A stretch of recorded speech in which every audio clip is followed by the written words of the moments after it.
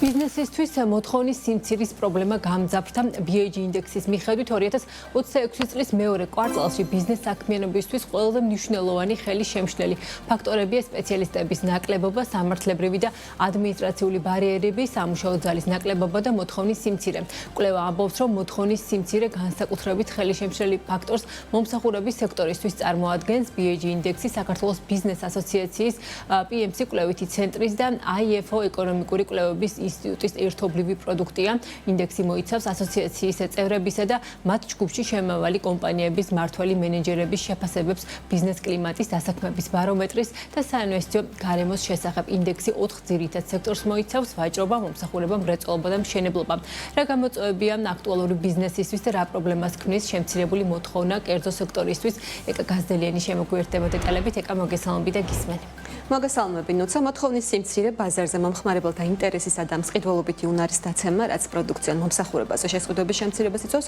მეორე კვარტალში, როგორც BAG-ის ინდექსი ამბობს, ეს პრობლემა განძაფრდა და თუ პირველ კვარტალში ამას პრობლემა დასახელებდა კომპანიების 21%, მეორე კვარტალში ეს მაჩვენებელი 32%-ია. აღსანიშნავია, რომ გასული წლის მეორე კვარტალთან შედარებითაცაა გაუარესებული ეს მაჩვენებელი. 2025 წლის პირველ და მეორე კვარტალში ინდექსის ეს მაჩვენებელი 24 და 21% იყო. ეს პრობლემა მეტწილად მცირე და საშუალო კომპანიებს აწუხებთ, განსაკუთრებით კი მომსახურების დარგს, რომელთა 57% საუბრობს სწორედ მოთხოვნის შემცირებაზე. მრეწველობის დარგში კი ეს პრობლემა 29%-ის შემთხვევაშია. საქართველოს ბიზნეს ასოციაციაში კი მიაჩნიათ, რომ მეორე კვარტლის კვლევაში ასახული მოთხოვნის კლება პირდაპირ კავშირშია მარტის გლობალურ გამოწვევებთან, კერძოდ სპარსეთის ყურის რეგიონში შექმნილმა კონფლიქტურმა ვითარებამ. მნიშვნელოვანი გავლენა მოახდინა საქართველოს ტურისტულ სექტორსა და უძრავი ქონების ბაზარზე.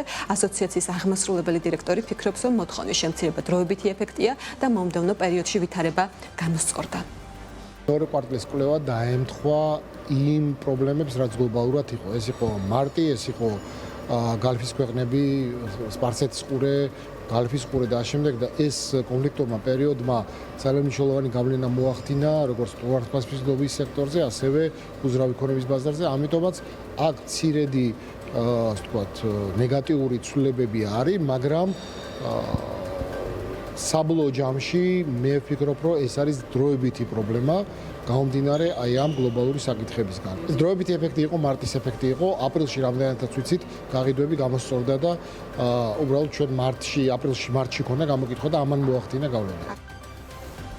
კვლევაში დასახელებულ პრობლემებს ადასტურებს ბიზნეს სექტორის ნაწილიც, მათ შორის საკონსულტაციო კომპანიებიც, მაგალითად როგორც გადასახადის გადამხდელთა კავშირში აცხადებენ, ბაზარზე სამომხმარებლო მოთხოვნის შემცირება პირდაპირ კავშირშია მოსახლეობის მყიდველუნარიანობის ვარდნასთან.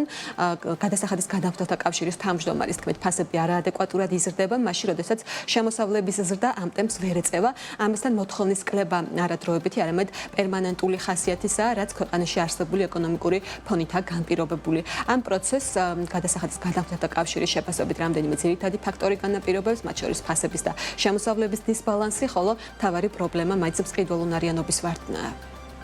მთავარი მიზეზი რა არის? ადამიანებს არ აქვს უფრო მეტი შეძენის საშუალება. ან იმდენი, სადაც ვთქვათ, ცოტა უფრო ადრე იძენდნენ. რატომ? იმიტომ რომ მათი შესაძლებლობა, მათი შემოსავლების ოდენობა შემცირდა, ან იგივე დარჩა, არ გაზრდილა, ხოლო ფასები ძალიან სწრაფად და ძალიან არაადეკვატურადაც შეიძლება ჩვენი ბაზრის მიმართ, ჩვენი ქვეყნის მიმართაც თქვა, იზრდება. ზედაპირული რეფორმებით ეს საკითხები ვერ მოგვარდება. ქვეყანაში სერიოზული ეკონომიკური საკითხები დგას, რომელსაც შეიძლება ფუნდამენტური, ძალიან ღრმა და ძალიან სიღრმისეულად გააზრებული რეფორმის ჩატარება. მოთხოვნის შემცირებაზე ჩვენი კლიენტებიც ძალიან ხშირად საუბრობენ. და ვფიქრობ, რომ ამ ნაწილში სტატისტიკასა და მოლოდინებს შორის განსხვავება არის ის, რომ რეალურად გაძვირებული არის ბაზარზე შესვლა, ასევე განსხვავება არის კომპანიის ზომებთან მიმართებაში და თუ აქამდე კომპანიებს შეეძლოთ, რომ შესულიყვნენ საერთაშორისო ბაზარზე ბევრად უფრო მარტივად, ამ კუთხით ხელშეწყობა და ფინანსური ხელმისაწვდომობა ამ სერვისებზე ბევრად უფრო გაზრდილი არის, უფრო ძვირი არის და შესაბამისად მცირე ზომის კომპანიებს ბევრად უფრო უჭირთ. მთლიანობაში 2026 წლის მეორე კვარტალში ბიზნეს საქმიანობისთვის სხვა ყველაზე მნიშვნელოვანი ხელისშემშლელი ფაქტორებია სპეციალისტების ნაკლებობა, სამართლებრივი და ადმინისტრაციული ბარიერები და სამუშაო ძალის დეფიციტი. სპეციალისტების ნაკლებობა ყველაზე მწვავედ იგრძნობა მშენებლობის სექტორში და საშუალო ზომის კომპანიებში, სამუშაო ძალის ნაკლებობის პრობლემაც ყველაზე მწვავედ მშენებლობის და ვაჭრობის სექტორებში დგას, სამართლებრივი და ადმინისტრაციული ბარიერები კი ყველაზე მეტად აწუხებს საშუალო ზომის კომპანიებს, განსაკუთრებით კი მომსახურების და ვაჭრობის სექტორებს. გეტყვით, რომ BHG-ის მეორე კვარტალის გამოკითხვა ჩატარდა 2026 წლის 9-დან 25 ივნისის პერიოდში. უფრო ვრცლად ამ საკითხებზე 19 საათიან გამოშვებაში გიამბობთ.